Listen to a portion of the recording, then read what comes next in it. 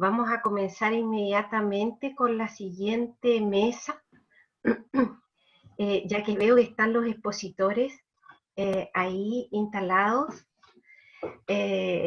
Está por un lado la doctora Katy Heise, salubrista, epidemióloga, que presentará lo que tiene que ver con, perdón, estoy revisando acá las fichas, me disculpan. Ya, aquí sí. La doctora es salubrista, ella es magíster en salud pública en la Universidad de Chile, además especialista en salud pública, siempre trabajando en el sistema público de salud, actualmente en el Hospital Base Valdivia, en áreas de gestión y de epidemiología, incluido registro del cáncer. Desde el 2006 ha sido parte del equipo que desarrolló el registro del cáncer de los ríos, primero el registro poblacional de Valdivia y luego el hospitalario en Hospital Base Valdivia. Jefe del Departamento de Apoyo Clínico y Terapéutico y de la Unidad de Epidemiología y Registro del Cáncer del Hospital Base Valdivia. Ella va a presentar hoy día epidemiología del cáncer en Chile y va a ser nuestra primera expositora. Posteriormente tendremos la participación también de el doctor Ricardo Celi, ginecobstetra de Temuco.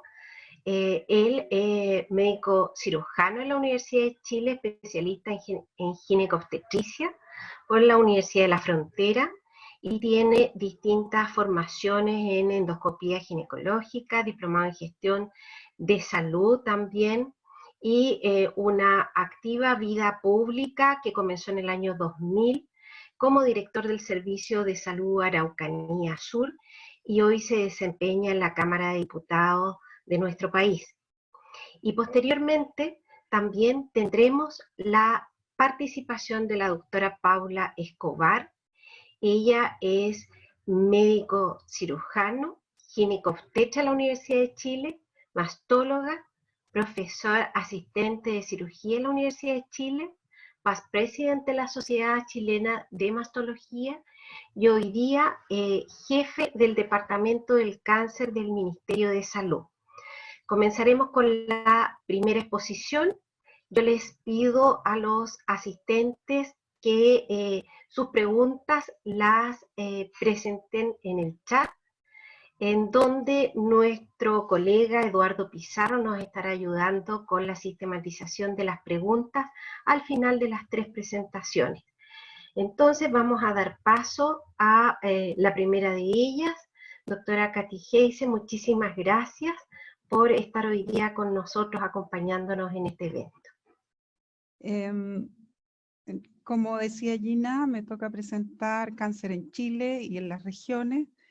Y voy a tratar de dar una pincelada sobre la situación de cáncer en el país, pasando por incidencia, mortalidad, supervivencia en principales tumores, algunas causas y factores de riesgo, y al final un poquito de lo que dejamos de hacer. En esta lámina se puede ver la tasa de incidencia estandarizada por todos los cánceres para hombres y estimada para el 2018. Nuestro país se encuentra en una zona intermedia, como ven, con cifras similares a la del resto de los países latinoamericanos, pero menor a la que presentan los países más desarrollados y también menor a la de Brasil y de Uruguay. Nuestra tasa de incidencia ajustada en hombres de 221,6 por 100.000 hombres y la tasa de incidencia bruta es de 304. Con esto, el riesgo acumulado de presentar cáncer en los hombres, de mantenerse las actuales tasas de incidencia y antes de los 75 años es de un 22%. La incidencia en mujeres es un poco más baja que en los hombres, de 178 por 100.000 mujeres como tasa ajustada, y también nos ubica en una zona intermedia en relación al mundo. Es inferior al de nuestras vecinas de Argentina, de Uruguay y de Brasil, pero es semejante al del resto de los países de Latinoamérica.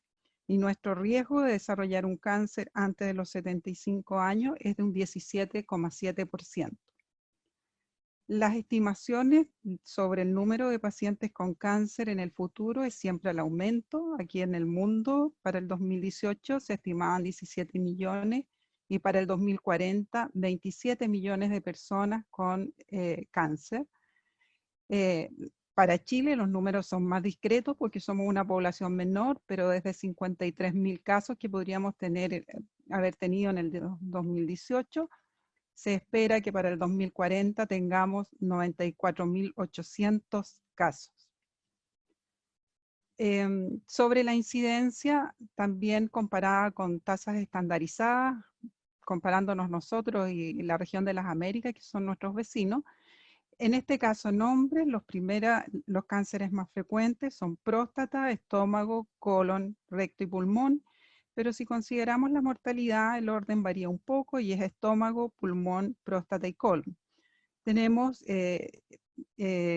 alguna semejanza con las Américas, con un mismo riesgo de desarrollar cáncer de colon y recto, riñón e hígado, pero un riesgo aumentado en 3 veces de desarrollar cáncer de estómago y 3 veces también superior en cáncer de vesícula y el doble en cáncer de testículo.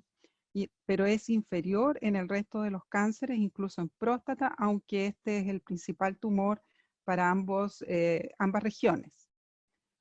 Comparativamente, las mujeres, los principales cánceres son mama, pulmón, colon, vesícula y estómago. En relación a las Américas, también tenemos algunas similitudes en colon y cuello del útero, pero tenemos un mayor riesgo en cáncer de vesícula, en este caso es 4 a 5 veces superior, y tenemos además el doble de riesgo de presentar un cáncer de estómago, pero una menor incidencia y menor riesgo también de presentar un cáncer de mama, aunque este es el principal tumor para ambas regiones. También tenemos por ahora un menor riesgo en pulmón y tiroides, aunque igual está dentro de los principales diagnósticos de nuestro país. Esta es la comparación de 4 registros poblacionales para el periodo 2008-2012, en que tenemos 3 registros del sur que representan a las regiones de Biobío, Concepción, Valdivia, que corresponde a los ríos, y uno del norte, que es la región de Antofagasta. Bueno, salta a la vista la primera diferencia que hay, que en la región del norte, el cáncer de piel y el cáncer de pulmón es la primera y la tercera frecuencia de mayor a menor para el norte. En cambio, en los registros del sur, el principal es el cáncer de mama, seguido del cáncer de vesícula. Y también se observa que tenemos mayor incidencia en cáncer de estómago. En cambio, en el norte hay una mayor incidencia en cáncer de tiroides en mujeres. Ahora, en hombres se produce la misma diferencia, pero el primer y segundo lugar en el norte es piel y pulmón. En cambio, los registros del sur es próstata y estómago. Aquí tenemos las tasas específicas por edad para todos los cánceres, a la izquierda los hombres, a la derecha las mujeres. En general, bueno, los hombres presentan siempre tasas de incidencia superiores a las de las mujeres y las curvas son bastante similares, salvo que en las edades mayores alcanzan, en los registros, por ejemplo, de Antofagasta, de Biobío y de Concepción, alcanzan tasas superiores en el caso de los hombres. 3 ejemplos en cáncer de hombres: próstata, pulmón y estómago. En próstata vemos que Antofagasta presenta tasas inferiores en todas las edades hasta los 75 años, donde se cruza con las curvas que presenta Valdivia y Concepción. En esos 2 registros las tasas de incidencia van aumentando progresivamente hasta las edades de 70 y 75 años para luego disminuir. En pulmón se produce una diferencia muy importante. Este era el principal tumor en el norte, de los principales tumores en el norte, y vemos cómo a partir de los 45 las tasas se disparan y son muy superiores a las tasas por edad de los otros registros. A su vez, en el cáncer de estómago, Antofagasta presenta tasas de incidencia por edad siempre menores a lo largo de todas las edades. En cáncer en las curvas por edad en mujeres, para cáncer de mama, de cuello y de vesícula, es un poquito más difícil de interpretar porque las curvas de mama y de cáncer de cuello son un poco más desordenadas, pero uno podría ver que en mama comienza el aumento más importante a partir de los 25 años, y en casi todos los registros alcanza un pic entre los 60 y 65 años, disminuye un poco y vuelve a aumentar en las edades más avanzadas. En cambio, en el cáncer de cuello uterino, que aumenta entre los 15 y los 20 años, llega a un máximo a los 40 años, o sea, perdón, a los 30 años. De ahí se mantiene como en un plató, van los registros aumentando sus incidencias en diferentes edades hasta los 60 años, y ahí nuevamente aumenta en forma más importante, alcanzando las tasas máximas en las edades mayores. En vesícula, en tanto, es el único que presenta las diferencias. Ya habíamos dicho que Antofagasta tiene menos incidencia de este tipo de cáncer y sus tasas son inferiores en prácticamente todas las edades. En mortalidad se observa, bueno, también hay diferencias a lo largo del país. Estas son las tasas brutas de mortalidad informadas por el DEIS el 2017, y aquí vemos que 8 regiones en hombres y 11 regiones en las mujeres superaron las tasas promedio país. Incluso fue la región de Valparaíso la que presentó las tasas más altas en ambos sexos. Aquí estamos hablando de tasas brutas, entonces la estructura por edad de las regiones tiene bastante impacto en este indicador. Sobre supervivencia observada a 5 años para 7 cánceres, en el último informe que tiene el Ministerio, podemos ver que las mejores supervivencias están en cáncer de testículo y cáncer de mama, y como siempre las peores supervivencias están en cáncer de vesícula biliar, cáncer de estómago y pulmón, donde solo el 5,5% alcanza los 5 años.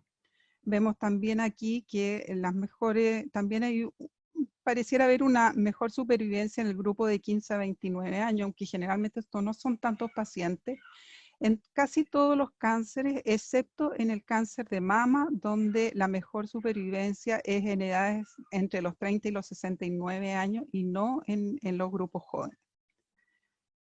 Un factor importante en la supervivencia es la etapa al momento del diagnóstico. Estos dos ejemplos de series de nuestro hospital muestran al cáncer de mama y el cáncer de estómago. En ambos se ve cómo las curvas de supervivencia se van deteriorando a medida que la etapa es superior, pero vemos y la peor supervivencia es en la etapa 4, un 5% en cáncer de mama, un 1,9% en cáncer de estómago, pero la diferencia es que en el cáncer de mama, el 60% de las pacientes se encuentran entre la etapa 1 y 2, en cambio en el cáncer de estómago aún es solo el 20% de los pacientes los que se encuentran en esta etapa. Esta supervivencia incluso pueden ser mejores que las mencionadas anteriormente, porque no hay que olvidar que las series hospitalarias concentran los casos que han tenido acceso a la atención y al tratamiento. Ahora, ¿qué se puede decir de los factores condicionantes y algunas causas?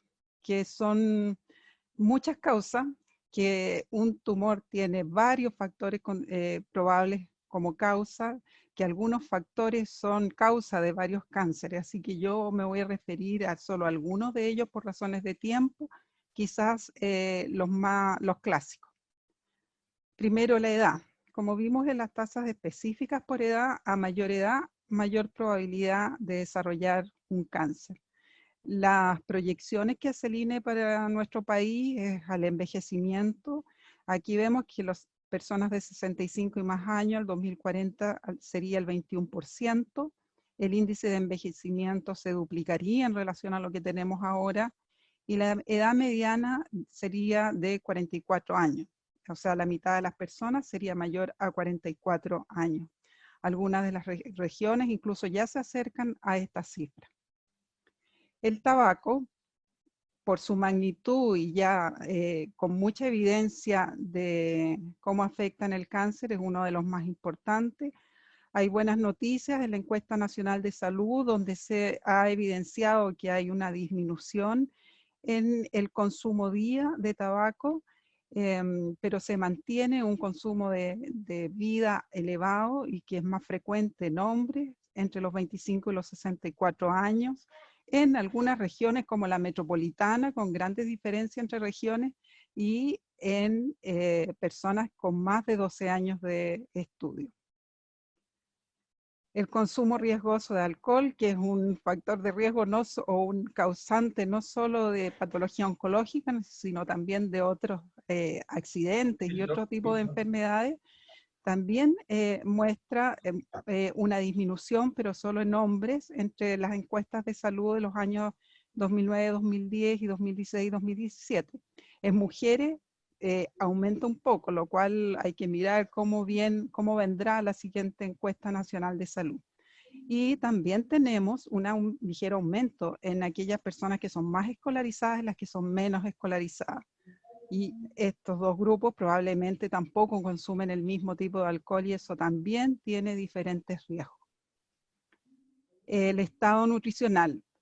Salta a la vista que si sumamos sobrepesos, obesos y obesos mórbidos, es el porcentaje más amplio de la población mayor de 15 años. A la derecha tenemos la prevalencia en la circunferencia de cintura elevada y la prevalencia del estado nutricional normal eutrófico. Estos indicadores alcanzan su mejor nivel entre los 15 y los 24 años, donde ya el 42% tiene una cintura grande, digamos, y solo el 45% un estado nutricional normal. Y luego en las siguientes edades aumentan la cintura y disminuye la proporción de personas con peso, con estado nutricional eutrófico, y eso se mantiene o se empeora en el resto de la vida. En este gráfico se puede ver el porcentaje de muertes que podría haberse evitado si los países hubiesen mantenido un promedio de índice de masa corporal semejante al año 1982, que es la base, y cuando la obesidad no era el problema que tenemos ahora. Para nuestro país podríamos haber evitado entre el 12 y el 14% de los cánceres de mama en mujeres posmenopáusicas si no hubiésemos incrementado tanto nuestro exceso de índice de masa corporal. Este es el número de muertes que se atribuye a enfermedades infecciosas en Latinoamérica. La mayor frecuencia en mujeres es el virus papiloma humano, seguido de Helicobacter, y en hombres es el Helicobacter, seguido de hepatitis C. Estas también son infecciones de alta prevalencia en nuestra zona. Tenemos un 12% de pH 16, 18 y alto riesgo, según lo que pudimos ver en el piloto desarrollado hace un par de años en la región de Los Ríos, y una prevalencia de 63% en Helicobacter pylori. Pero también hemos visto ya aparecer en forma poco frecuente, pero aparece, por ejemplo, enfermedades hematológicas asociadas a HTLV y también algunos asociados a hepatitis. ¿Sobre qué hemos dejado de hacer? Esto es un poco ingrato porque hemos dejado de hacer algunas cosas por buenas razones para hacer otras que eran muy necesarias para enfrentar la pandemia. Pero hay que reconocer que algunas cosas han ido quedando postergadas y vamos a tener que ver cómo después nos ponemos al día. Aquí tenemos prestaciones de mi hospital en el primer semestre, donde vemos que en abril hubo una contracción en imagenología y anatomía patológica, que son fuentes importantes para el diagnóstico de enfermedades oncológicas. Pero tenemos un aumento en lo que es biología molecular, por supuesto asociado al PCR de SARS-CoV-2. Pero en todo caso no hemos dejado de hacer el diagnóstico molecular en cáncer. Aquí otro ejemplo para el país, las cirugías de cáncer de mama. Aquí están todas, sí, oncológicas y no oncológicas. También en abril disminuyó a la mitad y en junio casi un tercio a razón de la pandemia. el ingreso a programas de salud cardiovascular, aunque aquí no estamos hablando de cáncer, pero este es un espacio para el diagnóstico precoz, las edades de las personas y el tratamiento integral así lo amerita. Y vemos que hubo una disminución en los ingresos, por lo menos en este registro que tiene el DEIS. Pero no todos son malas noticias. Aquí están las consultas por especialidades en medicina familiar, y en realidad hubo una disminución también entre el mes de abril y mayo, pero se ha recuperado mucho más que los otros indicadores que mostré, así que los felicito por el esfuerzo. Esto ha sido una situación difícil para todos, primero en Santiago y ahora lo estamos viviendo acá en el sur. Bueno, con esto me despido, con esta foto del río Calle Calle y de la ciudad de Valdivia en esta primavera que recién comienza. Gracias. Muchísimas gracias, doctora Geise, por esta tan ilustrativa y clara presentación. Creo que nos da un marco bastante general de las temáticas que tienen que estar en nuestra cabeza desde el punto de vista desde la práctica clínica como también desde el ámbito de la gestión.